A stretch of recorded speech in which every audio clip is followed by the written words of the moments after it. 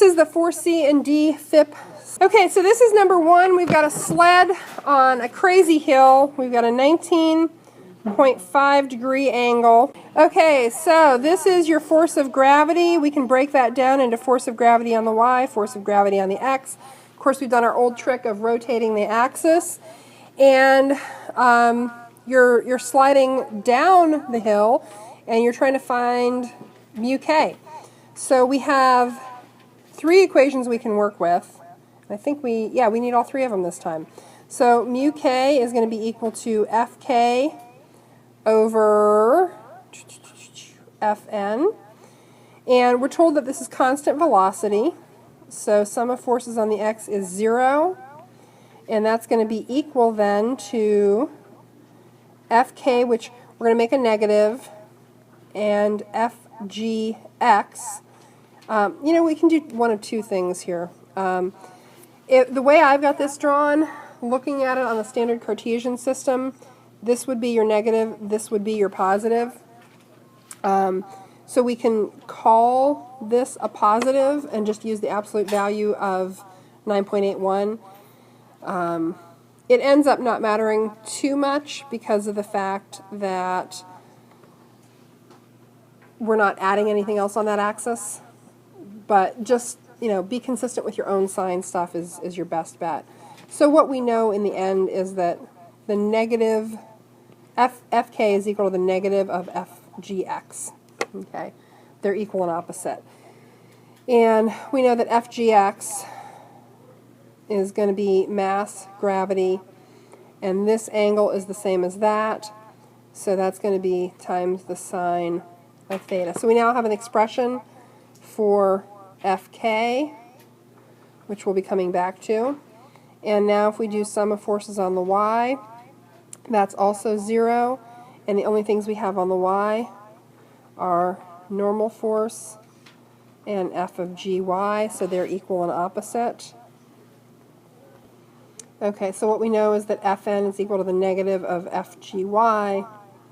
Fn is mg, and of course that's cosine theta. So we now have two things that we can put into that expression. Now we weren't given mass, and that initially looks like it's a problem, but hey, what do you know? We're going to be able to do a little bit of algebraic magic. If we take our mu k equals fk, and there's our expression for fk, mg sine theta, and it's divided by fn, and there's our expression for fm, mg cosine theta, what do you know? Mg completely goes away, and sine divided by cosine is tangent, so mu k is the tangent of theta. And in this case, we get a mu k equal to 0.354, just 0.354. All right, this is number two. You've got a box of cookies here. You set it down on an icy driveway. It starts to slide, and you stick your hand down on the box. So your applied force is here. You're pushing this down into the surface to keep it from moving. You've probably all done this on some slope. We've got the slope of the driveway. Okay, so we've again got multiple ways to solve this. There's a really simple, elegant way to do this one. First of all, we know that we have this. Mu s equals fs fn. And we are given the coefficient of static friction. We're given mu s. So let's examine things. We want the mass of the box. Let's examine things on the x-axis first, because this is our simplest solve. Sum of forces x, well, it's 0, because we've stopped it from sliding. And that's equal to the force of static friction plus the force of gravity on the x. Okay.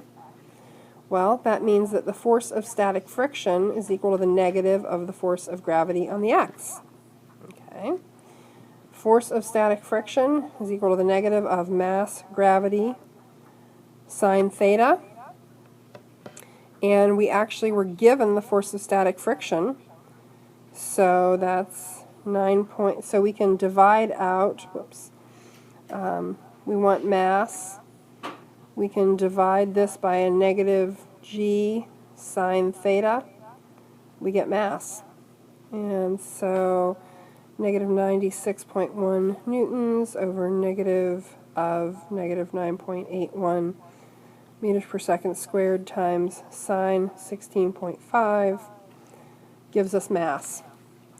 So that gives us a mass of 34.49153.922 kilograms. We have 3 sig figs, so the mass is 34.5 kilograms. That's a lot of cookies. Once again, we have. You could do it either way. I mean, you could. So you want to examine the sign convention there? Here? Like, why isn't the... Oh, you know what? I'm sorry. Here. Okay, I see it. Because I did it one way on my key and the other way up here.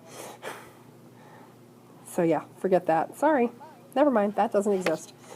Okay. Because you up here you could make either one of those the negative, and on my key I made the Fs negative, and here solving it I made the force of gravity X negative. So, okay. So there's your answer. Okay. Do you want to see the other way to solve this? Okay, if you want to solve this the other way, we can solve this on the y-axis. Sum of forces y is still 0. It's not rising or sinking. And here we do have 3 forces in play. So we have 2 forces pushing this down into the ground and 1 force being exerted upward on it. And I do my little sort of sign conventions up there so that I don't screw something up. So F of gy plus F applied, that chunk has to be equal to the negative of F of n. Well, that gives us mass, gravity, cosine theta plus force applied equals negative F of n. Okay, so now we can do mass, gravity, cosine theta equals negative F of n minus force applied. We can get an expression for normal force from this. So normal force equals Fs over mu s. So now we have mass, gravity, cosine theta equals negative force of static friction over mu s minus the force applied, and we can divide both sides by gravity and cosine of theta. Oops.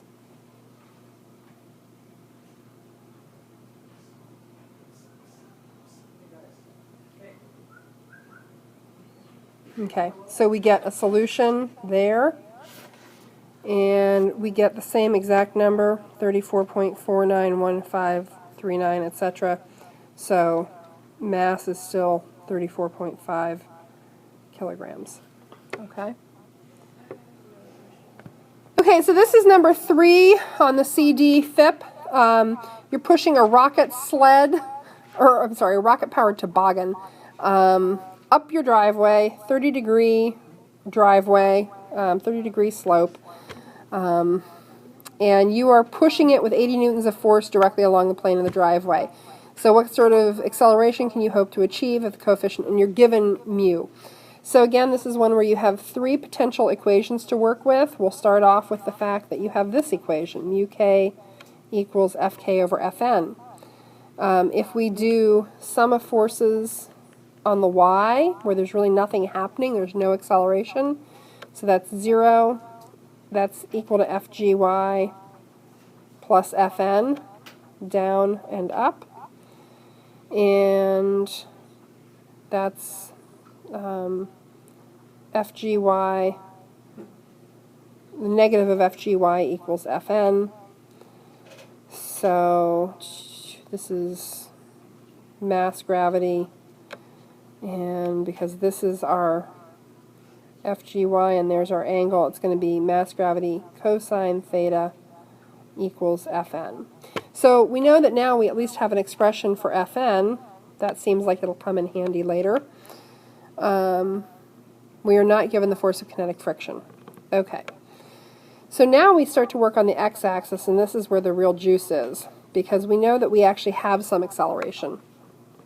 So sum of forces on the x-axis is going to be equal to our mass times net acceleration, which is also equal to our applied force, our force of kinetic friction, and our force of gravity on the x. To do a little bit of work with trying to keep sign conventions straight throughout, we know that this is going to be a positive number overall. These two will be negative numbers overall. Okay, so the applied force, in essence, minus the sum of these will give you your net force. Okay, so now let's keep working with the algebra here. So MA equals F applied, which we have, and that's going to be a positive number.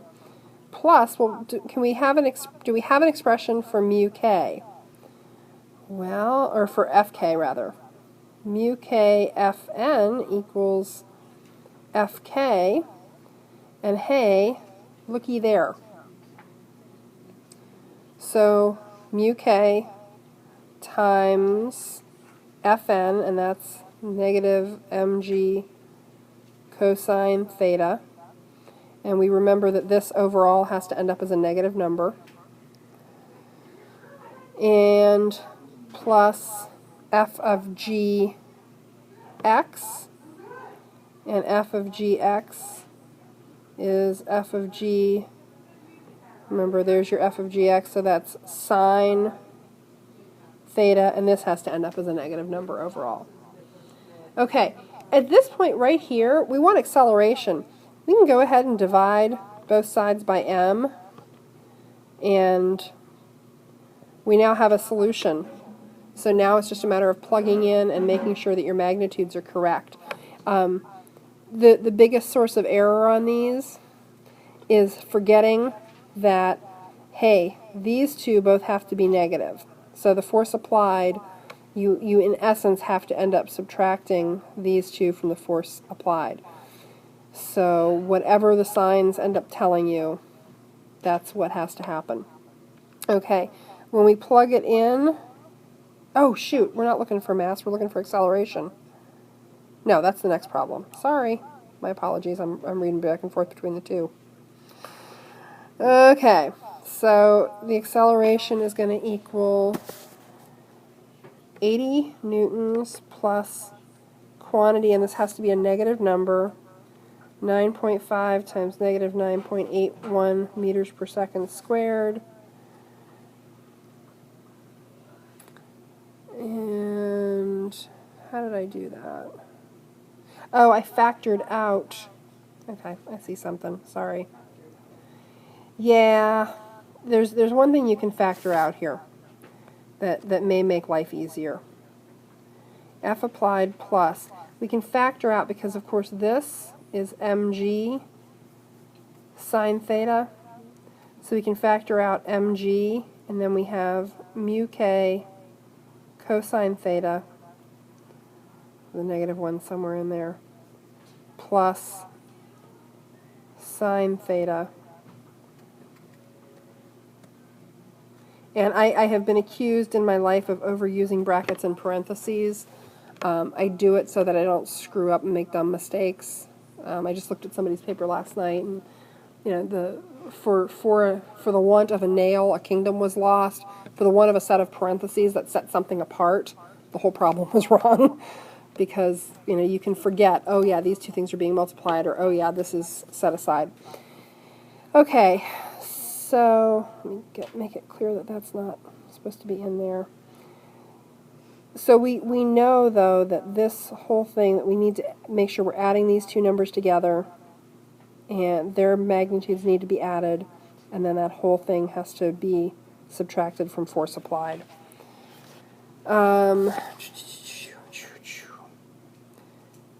Let me shrink stuff. Things you can't do algebraically. You can't cancel out mass here, and a few people wanted to do that, but remember that mass is not a factor in the force applied, so you cannot factor it out. And actually, this is not even as clear as I want it to be here. But the big thing to remember is that this entire quantity, whatever you're getting there, those two things have to be added together, and those two things together have to be subtracted from the applied force. So, you know, keep track of that idea throughout. Okay, what we get when we do all the math here is an acceleration of 1.630000, etc., meters per second squared. We have 3 sig figs to work with, so you get an acceleration of 1.63 meters per second squared up the driveway. Okay. Okay, this is number 4, which we did do, but I'm going to go ahead and run back through real quickly. So again, 3 equations we can work with multiple substitutions and reworkings, examining each axis independently. And this is nice because there's no slope here. So negative of FG equals equals Fn. And we have an expression here we can create for Fk. And what I very often do is I kind of leave this, figuring out which thing I'm going to create an expression for out of my mu k, until I get a little bit closer to the end and I see what I'm going to need. So then on the x-axis, we do have an acceleration. So we have mass acceleration is equal to the force applied, which I'm going to call a positive, plus Fk, which I'm going to call a negative. And I have this expression for Fk. So mass acceleration equals F applied plus mu k Fn, and I know that has to be a negative number overall. And mass acceleration equals F applied plus mu k times Fg, which is mass gravity. So at this point I can divide both sides by m. Oops. I'm sorry, whoops. Divide both sides by the acceleration. And we can start plugging in. Yeah, and as was pointed out, because I know that this number has to end up as a negative, and if I go back here and look at this expression, that's negative of Fg equals Fn, which actually would give me a positive. Because, yeah, it's coming out of that. So I had Fn using this expression. We're going to. We're going to. We're going to. Oh, you know what? Wait, I did skip a step. I apologize. Yeah, sorry. Hold on. Okay, let's go back to this step, and let's shrink some. Mass acceleration equals force applied plus mu k, and because Fn is equal to Fg times negative Fg, which is mu k negative 1 mass gravity. So force applied plus that. And I know, I'm keeping mental track here, that this whole expression has to end up as a negative.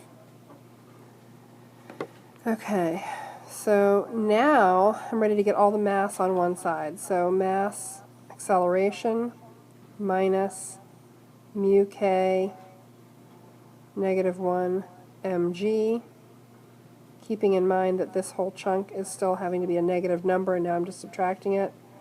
That equals F applied. I can factor out mass here. Okay, so algebraically here we have factored out mass. Now we can take this whole chunk and divide force applied by that. I'm going to shrink. So here's where I'm going to do something that is, you know, I don't know if controversial is the right word or not, but looking at this conceptually, I'm going to go, okay, I know this has to be a negative. So despite the fact that I have that negative 1 in there, which, where did I insert that? I inserted it up here because of the negative f of g. I'm going to go ahead and look at this and say, well, I did have a negative 1 in there, but I know that I inserted that up here because of that, and I know that this number has to be a negative. I need to be subtracting a negative, so I'm going to go ahead and ditch the negative 1 at this point, because conceptually I realize that this number we have to be subtracting a negative. Okay, so the mass we get is 69.06, etc. And with 3 sig figs we get a mass of 69.1 kilograms. Okay. So this is number 5 on the 4c&d quiz. So you are dragging the family box around the yard, and you've got a rope attached to it. You're pulling at 40 degrees above the horizontal, and you have a coefficient, you have a force of static friction. Of course, you have a normal force, or a force of gravity, and a normal force. What we want to know is how much force you have to exert to get the crate moving. So a couple things you need to know on that this force of static friction max is what you'll have to overcome. So we have that expression. We can solve that for force of static friction max.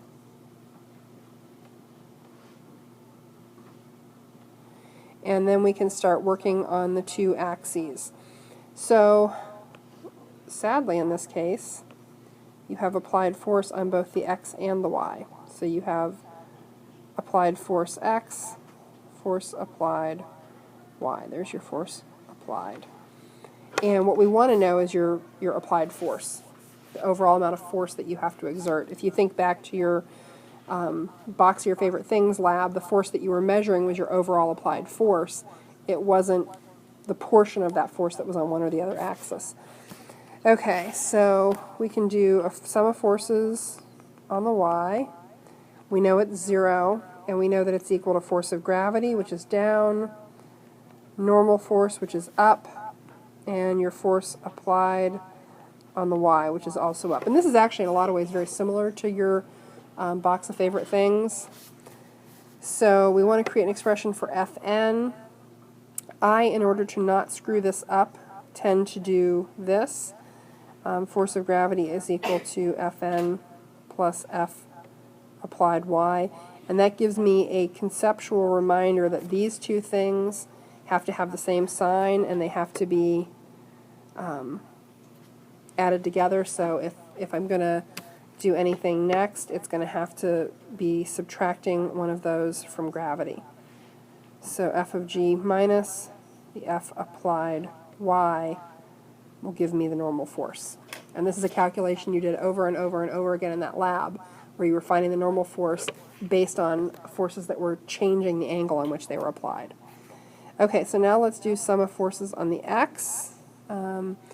This right now equals 0. Until the point at which it moves, it equals 0. And that's equal to the force that you're applying on the x plus the force of static friction. So force applied x is equal to the negative of force of static friction. Okay. Okay. Fs max is simply the maximum amount of static friction you can have, because there's a point where your force applied is going to overcome static friction and it's going to start to move. Up until you hit Fs max, whatever force you're applying is equal to the force of static friction. So in any case where you're trying to start an object moving, you're applying Fs max. It's not the same as that? It is the same. It is the same. It's just sort of a threshold in Fs. It's just the highest Fs you could possibly have. So almost solving, like, it is essentially the same. It's the same thing. Yeah, it's the same thing. I only put in that max to indicate that this is a situation where the object is not moving, and at some point it's going to move. Okay? Yep. Okay, so, and I'm probably going to go ahead just for sake of space and leave it out as I write all this, because we're still solving for Fs. Okay. So we've got that expression, and next. So we can, get our expressions cleaned up here. Force applied x is equal to force applied times cosine theta. That's equal to negative f of s. Well, we have an expression for f of s that comes from here. So force applied times cosine theta equals mu s, negative of mu s fn. And that's from that whole moving it across the equal sign thing. Okay. So now we can put in our expression for Fn, which comes out of here. So F applied cosine theta equals negative mu s times negative Fg minus F applied. Let me shrink some things. Okay. And this is Fn, and we need to remember that overall then that whole number has to be a positive, which it should be, and that these have to be, negative and positive, that we are actually, the reason to pay attention to the signs there is because we need to make sure that we're actually taking a difference between those two things. So here, if this is a positive number, we're actually subtracting a positive number from it. So the magnitude of this will be smaller than the magnitude of gravity. Okay? And these are the calculations you did again and again and again and again. Okay, this is probably some of the ugliest algebra we had. We're going to, we'll go ahead and finish this one up. I'll finish this up when I can on recording, and I'll do it in tutoring. After school, I'll do this one tonight with people. Okay. We're going to stop it there.